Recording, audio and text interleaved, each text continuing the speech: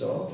여러분들 성경을 읽으시면서 물론 성경 전체가 다 진리의 생명의 말씀이지만 그 가운데서도 여러분의 마음에 와닿는 그런 말씀이 있죠. 읽으면서 이 말씀은 나한테 더욱더 부딪히는 그런 말씀이 있지 않겠습니까? 제가 역사를 보니까 위대한 종들도 자기가 좋아하는 말씀들이 있어요. 예를 들어서 요한 웨슬러 같은 감리교를 창설하신 요한 웨슬러는 스가랴서 3장 2절에 이는 불에서 꺼낸 거슬린 나무가 아니냐, 자기를 마치 불에서 타지도 않고 타다 남은 거슬린 나무 같은 존재다, 이런 부족한 존재를 하나님께서 사용하셔서 귀한 그릇으로 쓰심을 감사하다, 나에게 겸허하고 겸손하게 항상 자기를 바라볼 때마다 나는 그래, 이 불에서 꺼낸 거슬린 나무처럼 그런 존재이지만은 하나님께서 나를 이렇게 귀하게 쓰시는구나, 늘 그 말씀을 붙잡고 일생 동안 겸손한 삶을 살았다 하는 그런 말씀이 있고요. 또 그 리빙스톤 같은 선교사, 세상 사람들은 리빙스톤을 탐한 걸로 알고 있지만 사실은 선교사입니다. 아프리카를 최초로 선교하신 분이시죠. 얼마나 그 아프리카가 삶이 험악하겠습니까? 사자에게 물리기도 하고요. 많은 독충이라든가 그런 무서운 그런 짐승들 앞에서 항상 그의 마음속에 있는 말씀, 마태복음 28장 20절 말씀, 내가 너와 세상 끝날까지 함께 하겠다. 리빙스톤은 그 험악한, 지금도 여러분 아프리카가 얼마나 그 정글이 어렵습니까? 그 당시 최초의 그 선교사 리빙스톤이 갔던 그 시대는 더 어렵겠죠. 그 정글 속에서도 리빙스톤이 이 말씀을 붙잡고 승리했던 그런 말씀이고요. 마틴 루터가 종교개혁을 할 때에 정말로 그때는 교회가 타락하고 썩었죠. 그래서 면죄부를 통하여서 돈을 가지고서 구원을 사고 팔았던 그 시절에 마틴 루터는 정말로 믿음으로써 승리하기 위하여 로마서 1장 17절 말씀, 의인은 오직 믿음으로 살리라, 그 말씀 붙잡고 그 타락한 그 중세 교회에 대항했던 그런 말씀. 여러분들은 어떤 말씀을 좋아하십니까? 저는 개인적으로 시편 23편의 말씀, 여호와는 나의 목자시니 내가 부족함이 없으리로다 하는 그 말 23편을 좋아하는데요. 오늘 이 요한복음 3장 16절의 말씀은 모든 세상 믿는 자들이 다 좋아하는 말씀이에요. 한국에 있는 교인이든 미국에 있는 교인이든 온 세상에 있는 교인들이 가장 좋아하는 말씀 한 구절을 꼽으라면은 요한복음 3장 16절을 아마 우리가 꼽을 수 있고, 우리가 어릴 때부터 이 본문의 말씀은 심지어 암송을 많이 했어요. 아마 여러분 다 암송하실 거예요. 아마 보지 않고라도 이 말씀을 암송할 정도로 우리에게 많이 와닿는 그런 말씀인데요. 그만큼 이 말씀이 중요하다는 사실이죠. 그래서 어떤 학자가 말하기를 이 요한복음 3장 16절은 하나님의 사랑 이야기다. 하나님의 사랑 이야기가 그 한 절 속에 다 포함되어 있고요. 우리가 그 복음을 정의할 때에 이 요한복음 3장 16절은 작은 복음이라는 별명이 있습니다. 작은 복음이다. 이 말은 복음이 크고 작다는 것이 아니라, 작은 복음이라는 것은 이 한 절 속에 복음의 모든 요소가 다 담겨져 있는, 복음을 딱 한 절로 정의한다면은 요한복음 3장 16절이 딱 나오게 되어 있어요. 여기에는 복음의 4가지 정의가 있는데, 복음의 출발이 기록되어 있고요, 복음의 방법이 기록되어 있고요, 복음의 범위가 기록되어 있고요, 복음의 목적이 기록되어 있어요. 3장 16절 그 한 절 안에. 그래서 이 작은 복음이다, 그렇게 우리가 정의할 수가 있습니다. 오늘 우리 12월 달 이제 예수님께서 탄생하실 날을 알았는데, 우리 그 주님의 탄생을 대명하면서 우리 요한복음 3장 16절을 통하여 하나님께서 얼마나 사랑하시길래 주님을 땅에 보내시는가 다시 한 번 더 묵상하는 시간 되기를 바라겠습니다. 먼저 복음의 출발이에요. 복음은 복된 소식, 구원의 소식이 아니겠습니까? 이 복음, 구원의 소식의 출발점은 어떻게 시작되었는가? 오늘 16절 보니까 16절 첫째 단어가 뭐예요? 하나님이. 이번 복음의 출발은 하나님입니다. 인간이 복음을 찾는 것이 아니라 하나님께서 찾아오신 것이죠. 그게 바로 복음의 출발입니다. 하나님께서 인간을 구원하시기 위하여 찾아오시는 복음의 출발은 하나님. 조금 어려운 말을 한다면 제1행동, 복음의 제1행동은 하나님이에요. 여러분, 우리가 농사를 지을 때에 아무리 밭을 잘 갈고 좋은 기계를 가지고 땅을 갈고 좋은 씨앗을 뿌린다 할지라도 무엇이 있어야 되는 것이죠? 하늘에서 비가 와야 되는 것이죠. 비가 와야지 그 모든 것들이 잘 자라지. 아무리 인간이 잘한다 할지라도 비 오지 않으면 그 농사는 망치는 것이죠. 바로 복음, 구원의 소식도 마찬가지입니다. 하나님께서 찾아오시는, 하나님께서부터 구원이 시작되었다는 것이죠.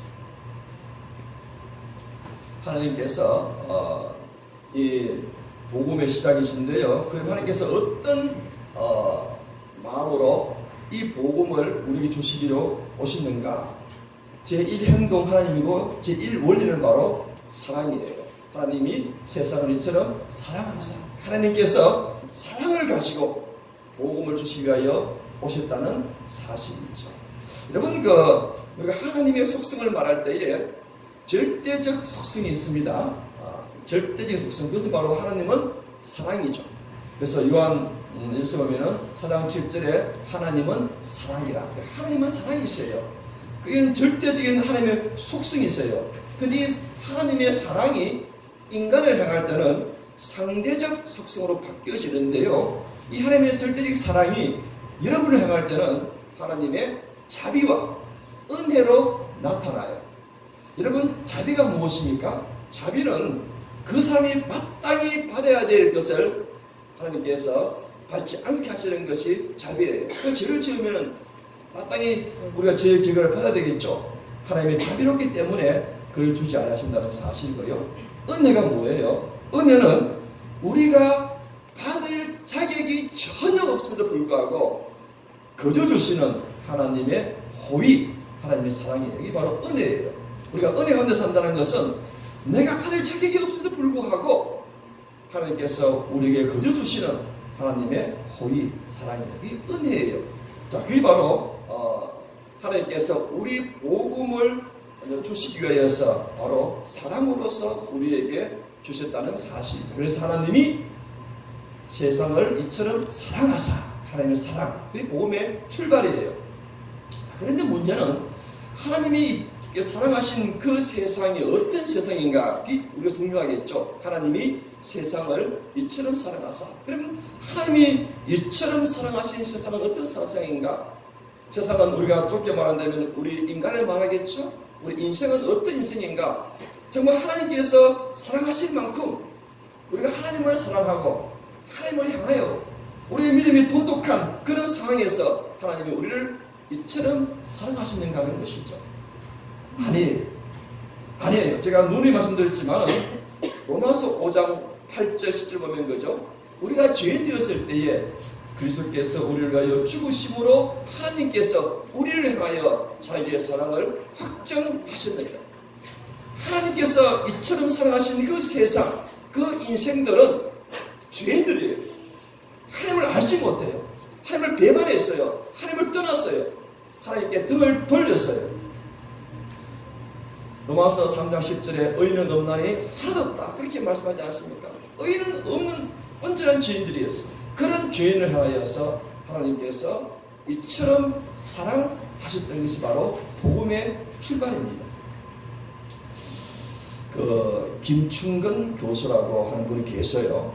이분이 기록 신문에 자기의 신앙 간증을 썼는데요. 자기가 인생을 살다가 갑자기 암이 걸린 거예요.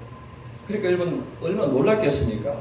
암이 걸렸으니까. 그래서 이제 기도를 하러 산에 갔는데 이렇게 원망이 나는 거예요. 하나님 왜 하필은 나 이렇게 건강하게 해주지 아니하시고 이런 몹쓸병을 걸게 하시는가? 제가 원망을 하는 기도가 나오다가 어느 날 갑자기 하나님께서 자기 죄를 막 보여주시는 거예요.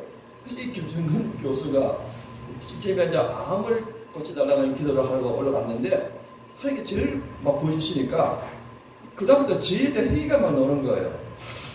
한없이 막 죄가 나타나고 보여주시는데 한참 동안 그 해결을 하고 난 다음에 그 마음 속에 내가 병도 나았다는 확신을 가지고 내려왔대요. 그래서 집에 와서 노트에다가 자기 죄를 한번 기록해 봤어요. 내가 무슨 죄를 지었는가 하니까 무려 52페이지에 걸쳐서 자기의 죄가 기록된 것이죠. 그러니까 참 인생은 죄 덩어리예요. 어떤 목사님이 병원 전도 가셨는데 어떤 그런 불신자 병실 들어가서 이렇게 전도를 했답니다. 선생님, 우리가 죽으면 누구나 다 하나님 앞에 서야 되는데 하나님 앞에는 의인들만 설 수 있습니다. 죄인들은 하나님 앞에 설 수 없습니다. 죄인들은 심판을 받습니다. 그래서 선생님도 예수를 믿으셔야 됩니다. 이렇게 말하니까 이분이 좀 평소에 좀 도덕적으로 사신 것 같아요. 그래서 목사님한테 목사님, 나는 괜찮습니다. 나는 죄 안 지었습니다. 나는 하나님 앞에 갈 수 있습니다. 그렇게 말했대요.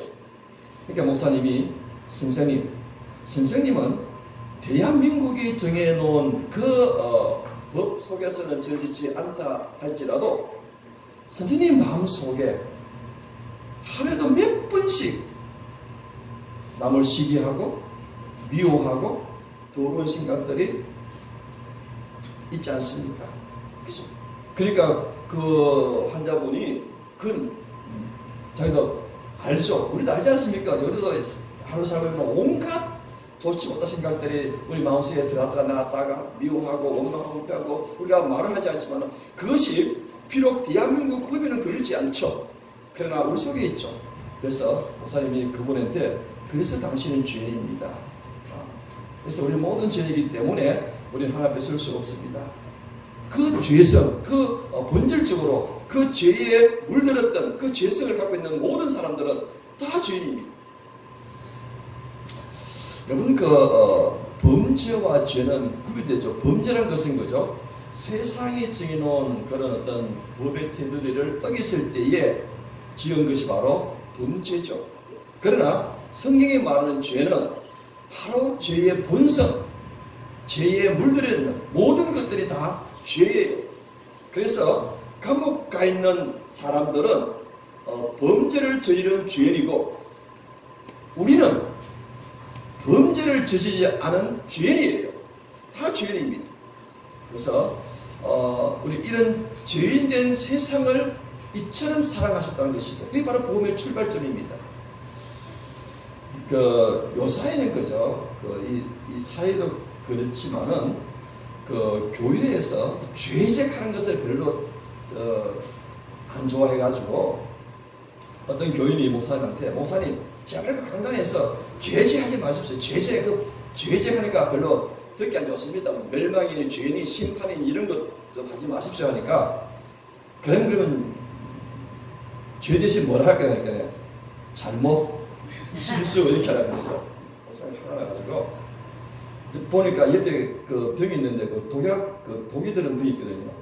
성도님 저기 보이죠? 이게 뭐죠? 그러니까 독약병이죠. 저거 독약인데 제가 좀 쉽게 저거 진통제라고 말하면 되겠습니까? 그래가지고 그분이 한마디도 못했다 그건 아닌데요. 여러분 죄는 죄예요. 여러분 우리 교회에서 죄를 제어하지 않는다면 큰일 납니다. 아무튼 하나님이 이처럼 사랑하신 이 세상은 이 죄로 가득한 세상을 이처럼 사랑하셨어요. 여러분 그 다음에 이 사랑의 모습인데요. 이처럼 이 세상을 이 죄악된 세상을 하나님이 이처럼 사랑했다. 이처럼 사랑했던 것이 무엇인가? 제가 어느 날 신문을 보니까 그죠. 아르메니아라는 나라에 지진이 일어났어요. 지진이 많이 일어나죠. 그런데 집이 무너져 가지고 그 속에 기적적으로 8일 만에 살아난 생명이 있는데 그 어머니와 30살 된 어머니와 3살 된 딸이 8일 동안 그 집 무너진 그 집 더미 속에서 죽지 않고 살아난 거예요. 이거는 엄청난 그 사건이죠. 우리가 시간적으로 보아도 보죠. 살 수 없는 그런 기간과 시간인데 어떻게 연약한 이 어머니와 또 더 어린 3살 난 아이가 8일 동안 그 돌무더기 속에서 죽지 않고 어떻게 살아났는가? 그래서 신문 기자들이 그 모녀를 치료했던 의사에 가서 그 물어봤답니다. 어떻게 되었냐고 그러니까 그 의사가 이렇게 설명해요. 그 진이 무너져도 그 집더미에 깔렸는데 그 어머니가 그 모성이가 참 강해요. 그 3살 난 아이를 살리기 위하여서 자기 손을 깨물어서 그 핏방울을 가지고서 8일 동안 버텼다는 것이죠. 참 이 인간의 그 모성의 사랑도 참 대단하지 않습니까? 또 이 동물 간의 사랑도 참 대단하다는 것이 우리가 역사 보면 있는데요. 중국의 그 사기를 보면은 중국의 그 황공이라는 그 사람이 그죠? 삼협계곡이라는 그 중국의 깊은 계곡을 이렇게 놀러 이렇게 갔는데요. 가다가 그 자기 종들이 그 어린 원숭이를 한 마리 잡아가지고 데려갔어요.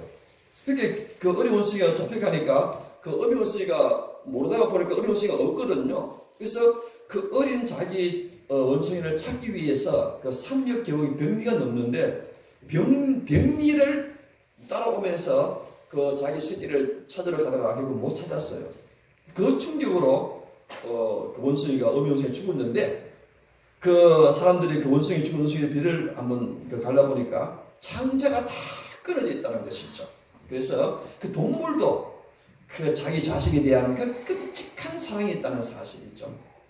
자, 그런데 하물며 하나님께서 이 죄인을 이처럼 사랑하셨다는 이처럼의 사랑의 의미가 무엇인가? 인간의 사랑, 동물의 사랑도 이처럼 큰데 그러나 여러분 동물이나 인간이나 이 사랑은 제한적이고 주권적이고 한계적이지 않습니까? 아무리 부모가 사랑한들 그 자식을 그 부모의 사랑 때문에 다 구할 수는 없지 않습니까? 또 변하지 않습니까? 오히려 사랑 때문에 또 힘들지 않습니까? 그런데 하나님의 사랑, 이 복음의 사랑은 어때요? 하나님의 세상을 이처럼 사랑하사 독생자를 주셨으니 이처럼 사랑하사의 모습이 바로 독생자를 주셨다는 그 속에서 하나님이 얼마나 세상을 이 죄인된 우리를 사랑하시는가를 알 수 있죠. 독생자를 주셨다는 것은 그죠? 바로 십자가의 죽으심을 의미하는 것이죠. 하나님께서 정말 죄인, 원수된 우리를 구원하시기 위하여서 자신의 독생자를 내어주어서 십자가에 죽게 하기까지 우리를 사랑하셨다는 사실이죠. 그러니까 주님께서 십자가 얼마나 고통스럽습니까? 그 겟세마네 동산에서 기도하죠. 아버지 만일 원하시면 이 잔을 내게서 멀리 주시옵소서. 그 십자가의 고통이 힘들다는 것이죠. 그러나 아버지 뜻대로 하여 주시옵소서. 네, 아버지 뜻을 따르겠습니다. 물론 승리하셨죠? 기도로. 그리고 십자가에서 그죠? 엘리 엘리 라마 사막다니 나의 하나님 어찌하여 나를 버리셨나이까. 여러분 얼마나 아버지 하나님 마음에 아프시겠어요. 당연히 내려가서 그래 내가 너를 구해주겠다 그렇게 하지 않으시고 그 예수님의 절규에 어떻게 해요? 침묵하셨어요. 침묵하시고 내버려 주셨어요. 왜 그렇습니까? 세상을 이처럼 사랑하시기 때문에 우리를 구원하시기 때문에 그리야지만이 예수님께 십자가에 죽으셔야지만이 버림을 당하셔야지만이 우리가 구원받기 때문이라는 것이죠. 하나님이 세상을 이처럼 사랑하셨다.